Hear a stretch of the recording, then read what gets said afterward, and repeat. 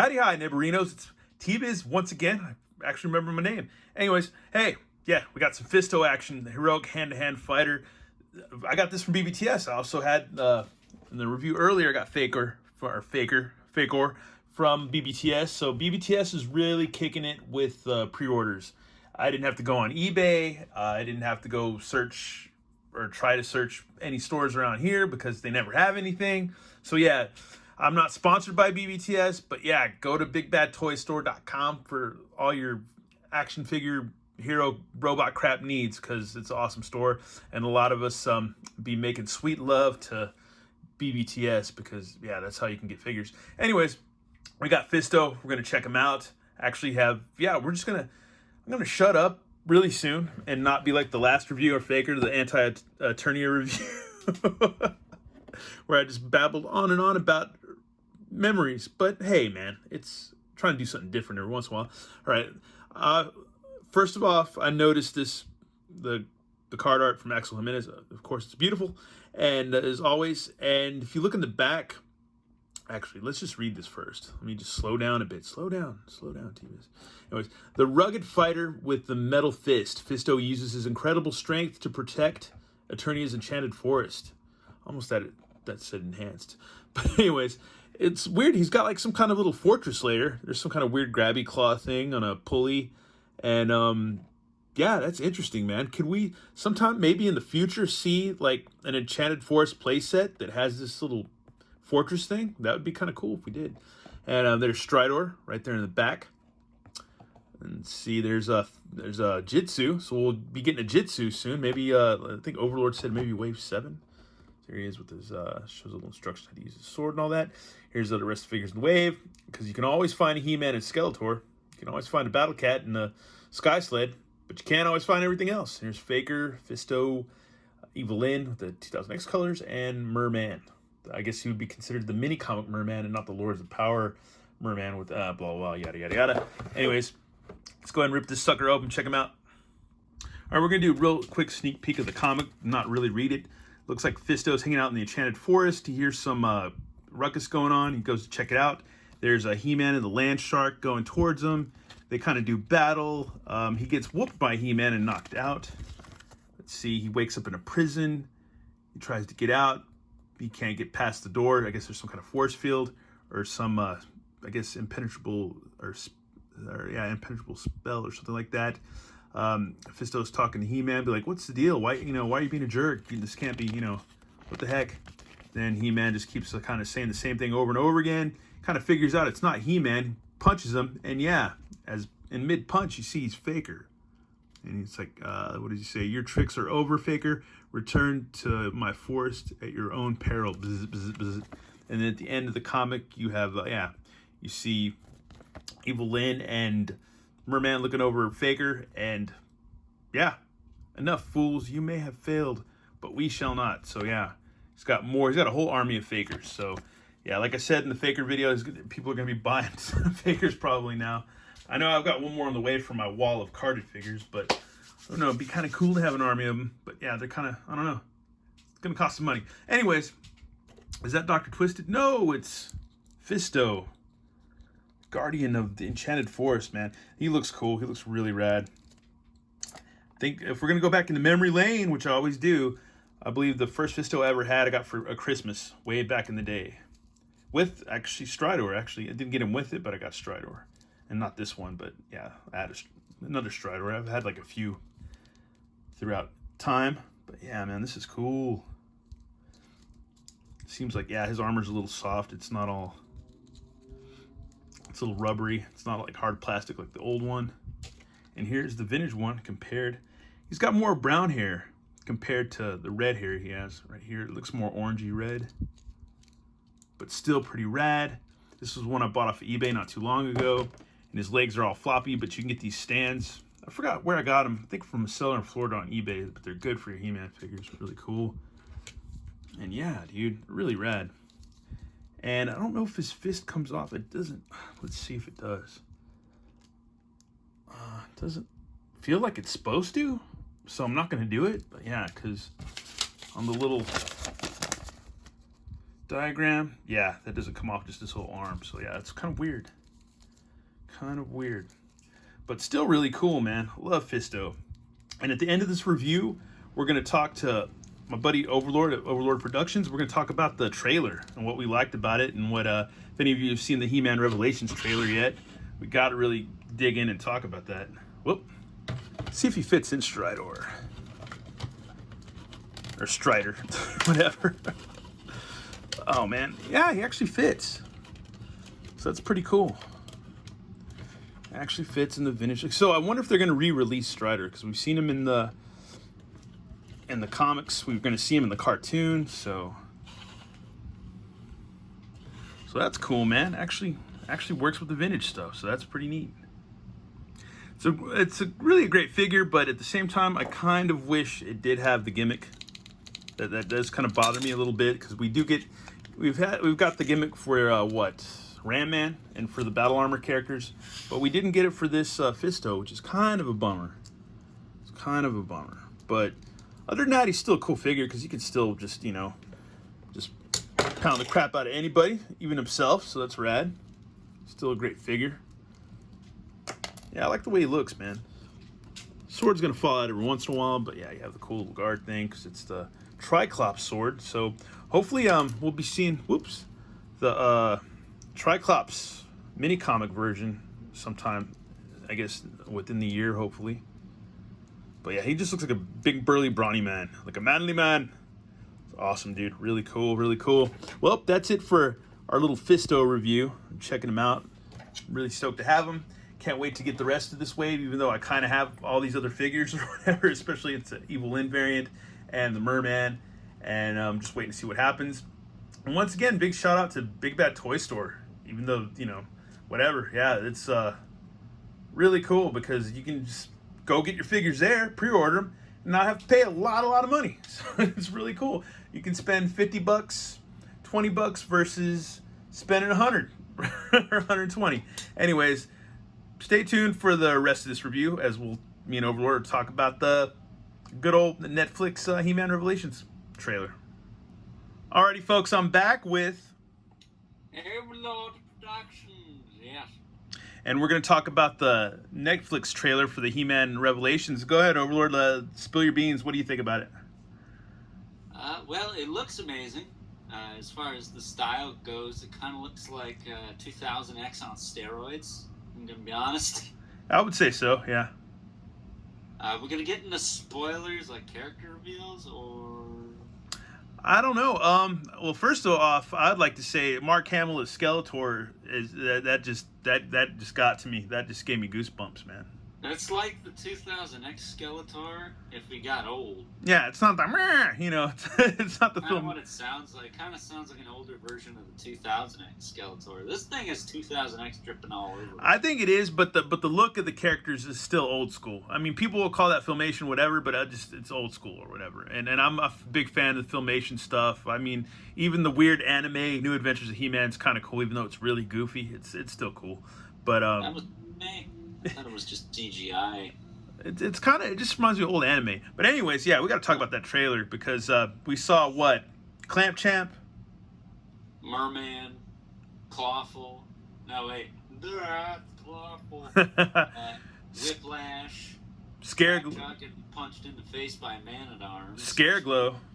Scareglow. Yeah. Merman. Triclops, who's supposed to be voiced by one of our idols, Henry Rollins. Yeah, that's gonna be cool. Hank Rollins, or good old was it Henry Garfield or whatever as Triclops. That's gonna be cool, man, because I love Triclops. It's all Triclops for President 2024. That would be awesome. And another thing too is, like, I haven't been subscribed to Netflix for a long time. I've been real anti-Netflix. And now I'm going to have to hop on when they get this cartoon. I'm going to have to get up on there. And then I guess the comic's going to come out in August or September, I think. Yeah. I think it's supposed to come out next month. Next month? Okay, so I'm going to get right on that comic. So that or this month. I might just get on Comixology and buy it, but I wouldn't mind having a handheld copy. Go to Dragon's Lair, local comic shop, and get one there. That'd be kind of cool. But there's also controversy too with Tila, right? Yeah, this was more with the art revealed before the trailer, a couple of weeks ago now? Okay. It was like half a month, maybe. And she's got like the half-shaved kind of Skrillex hair. I don't mind the Skrillex hair. I don't know why they want to say that's butch, but I don't think that's a big deal. Well, the problem is when you have a character like Tila, who even in 2000X had a lot of the original design from Filmation and the old toy. When you take something that's, I think if it's 20 plus years old and they haven't really changed it, there's really no need to change it. Yeah.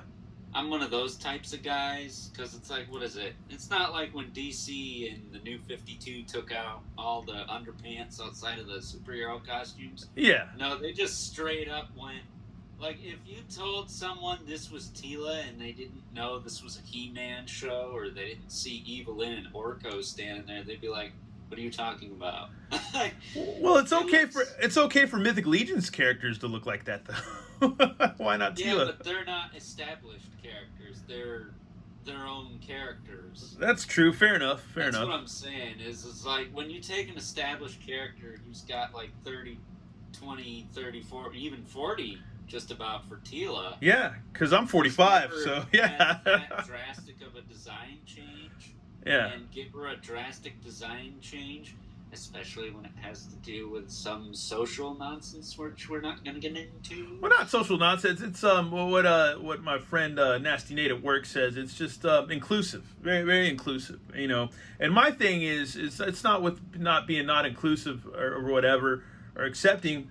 It is just over sexualizing characters because it's not what I grew up with. I didn't grow up with characters, you know, being this way or that way, straight, you know, gay or whatever. Like, it wasn't a huge deal when I was a kid. You didn't focus on that as a kid. It wasn't until you got older that was more of like, I guess, you know, like just. Yeah, and I mean, this show isn't made for kids. They're making a show for kids. It's going to be, I think, a little bit more like New Adventures, if I'm not mistaken. And a lot of HeMan fans are older now. We're all older, and we're all come in different shapes and sizes and preferences, genders, all that stuff. So yeah, we're all...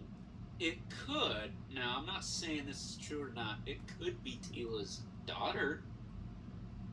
Could be, maybe. Maybe so. Who knows? Because we gotta see this first of all. Then you know what? That's fine.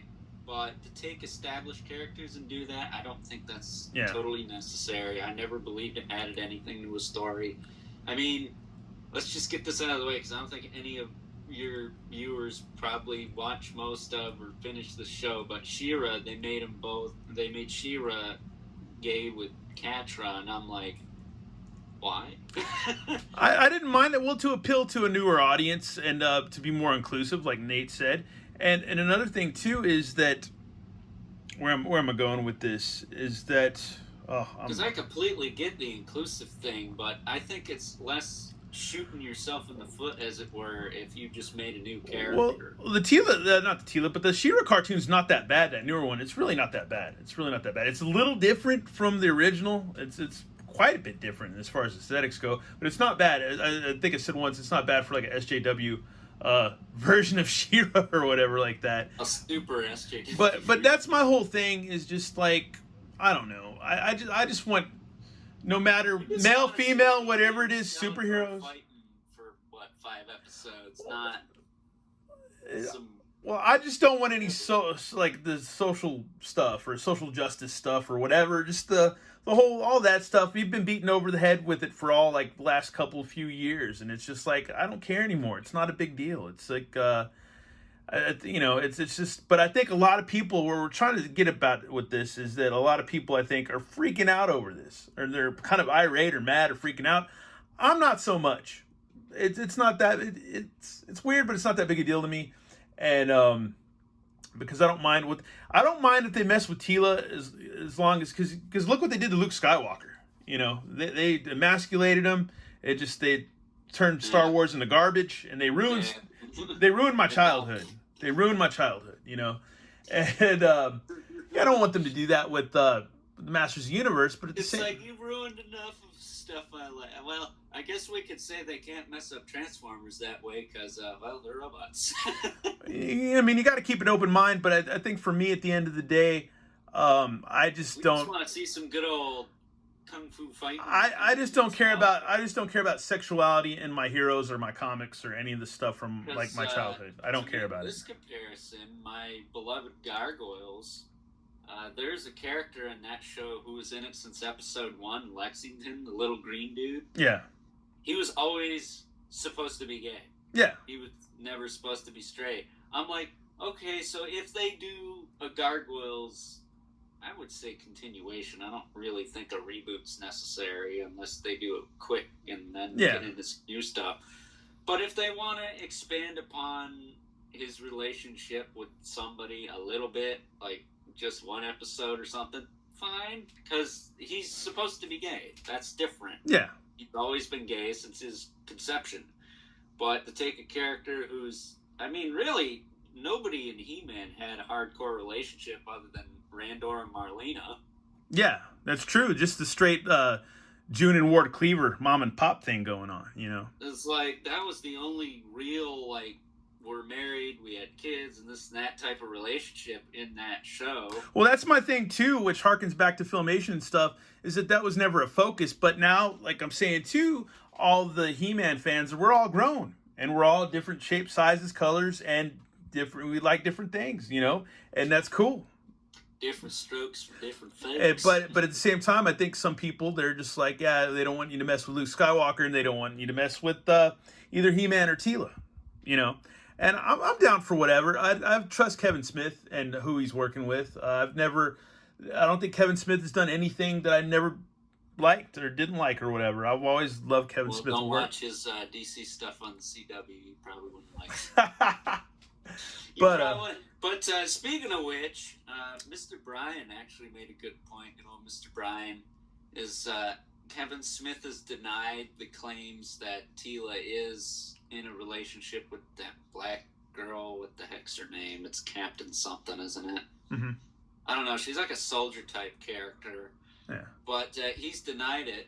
But I'm like, dude, you've worked on CW stuff. If it's true, just own up to it. I mean, I trust he's telling the truth. I want to. I really do, because I respect the guy. He's cool. Yeah. And whatnot. And he's funny as hell. But if he says it's not, and then it is, what's that going to do to his reputation, you know? Because I think we can all agree that He-Man fans, when they don't like something, are very vocal about it everywhere. So that's true, but yet it kind of seems intolerant, though, you know. And like, I don't really care either way. It's not that big a deal to me. I just don't want to be beaten over the head with it, because my thing is basically, if it's quick, then fine, whatever. Well, no, I just wouldn't want the whole like season to be just based on relationships and love interests and all this stuff and like that. Like, 'cause that's boring. That's what you go through on a day to day. That's really boring. There's a rumor that's gonna be kind of heavy on something like that, but I'm like, I'd rather just have some good fighting, some really well written stories and good battle choreography. I'd like that, you know, but I don't really care about all the lovey-dovey stuff. I really don't. I'm hoping they go kind of the Castlevania route, where they're always like traveling, fighting different monsters and stuff. That'd be cool.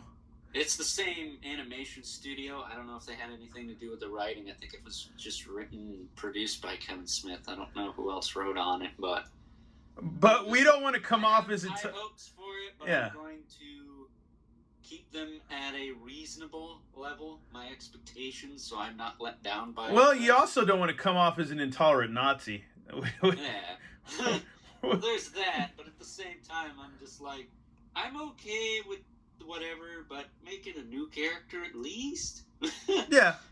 You want to throw it in there, fine, but just don't use an established character, because you're kind of shooting... It's not a smart move, per se. Yeah. It's okay to be inclusive, but you need to be smart about it.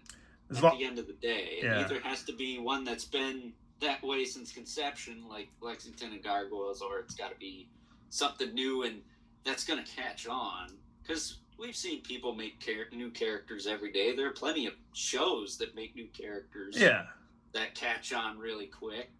There's actually one on Netflix by DreamWorks. I think it's the same people who did the She-Ra cartoon, and that's got a lot of that kind of more inclusive characters in it. So I think they could do it. I just think it should be a new character, but that's just me. But where did you hear of people freaking out of this first off, though?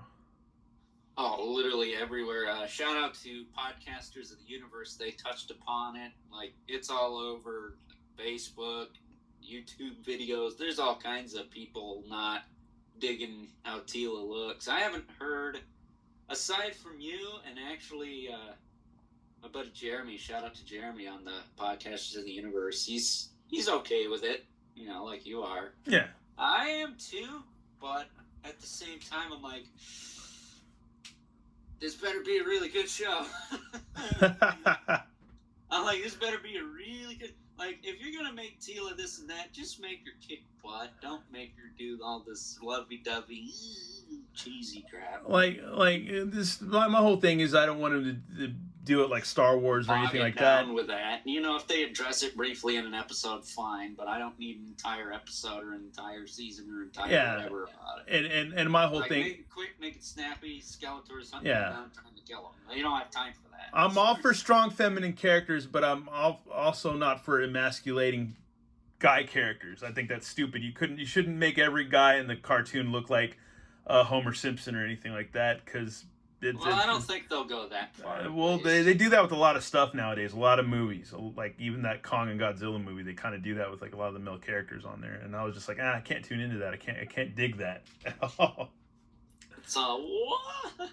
Because I thought with the new Star Wars stuff, we're getting strong female characters, but we just got some really crappy movies. So that I kind of didn't watch because they were.